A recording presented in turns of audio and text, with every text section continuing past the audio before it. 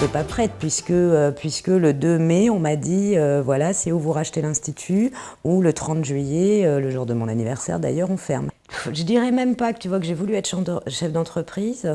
J'ai voulu sauver le fruit de mon travail. Je me suis pas positionnée en disant je vais ouvrir ma boîte, ça va être super, machin et tout, parce que j'avais tellement la tête dans le guidon que c'était pas possible. Il a fallu que je le fasse. Maintenant, j'en suis hyper heureuse. De toute façon, j'ai toujours été très heureuse, mais j'ai pas eu de positionnement, j'ai pas eu assez de temps. J'ai pas eu assez de temps déjà pour avoir peur, pour me dire mais t'es complètement folle, c'est pas possible et tout, et j'ai pas eu assez de temps pour réaliser.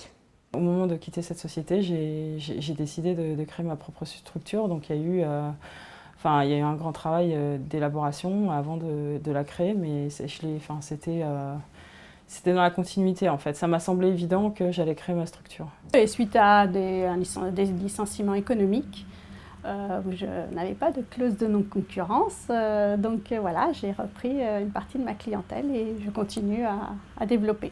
Je ne pensais pas que je pourrais le faire, hein, que je pensais que c'était trop compliqué, que je pourrais jamais.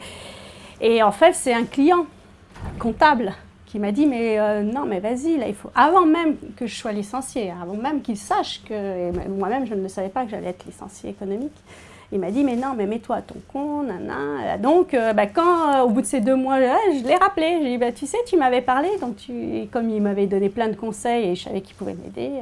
J'ai fait un master 2 en finance et c'est vrai que même pendant mon master j'avais vraiment cette envie de créer une entreprise. Ça on me l'a beaucoup dit aussi. C'est pas la période, attends un petit peu, c'est compliqué pour les entrepreneurs, etc. Ça, je l'ai beaucoup entendu. Hein. Mais si on attend, on attend quoi? Voilà, c'est ça en fait. Mais à côté de ça, j'avais quand même envie de pouvoir m'occuper de ma fille et de pouvoir vraiment conjuguer ma vie, ma vie perso et ma vie pro comme je l'entendais. Donc je voulais rester indépendante. Je voulais pas reprendre dans le milieu de l'entreprise, sachant que ma dernière expérience dans le milieu de l'entreprise, en agence de com, c'était très mal terminé. Après, vous voyez, quand on est en couple et qu'on a une vie de famille, on se dit, bon, allez, la vie, c'est comme ça, donc on va essayer de au moins réussir notre vie de couple, au moins, notre vie de famille. Puis quand, à un moment donné, tout part, j'ai plus rien à perdre, j'ai plus rien à gagner. Et c'est peut-être là où on a envie de prendre des risques, on a envie d'aller à l'aventure, de faire ce qu'on n'a peut-être jamais fait. Parce qu'on j'étais déjà dans le milieu. Depuis l'âge de 11 ans, mes parents sont dans la restauration, ils ont eu plusieurs restaurants. Et puis j'aime ce métier. J'aime ça, j'aime découvrir, j'aime en profiter les autres. Et donc c'était un bon compromis entre la restauration et le vin que je connaissais. Moi je suis partie du principe où je prenais pas des risques parce que j'étais jeune, que j'avais rien à perdre et que si je le faisais pas maintenant, j'allais toujours le regretter.